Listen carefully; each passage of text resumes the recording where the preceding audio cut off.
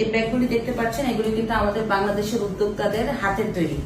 তো এই ব্যাগগুলি কিন্তু আমাদের অনেক ক্ষুদ্র এবং মাঝারি উদ্যোক্তারা তাদের ছোট্ট ছোট্ট করে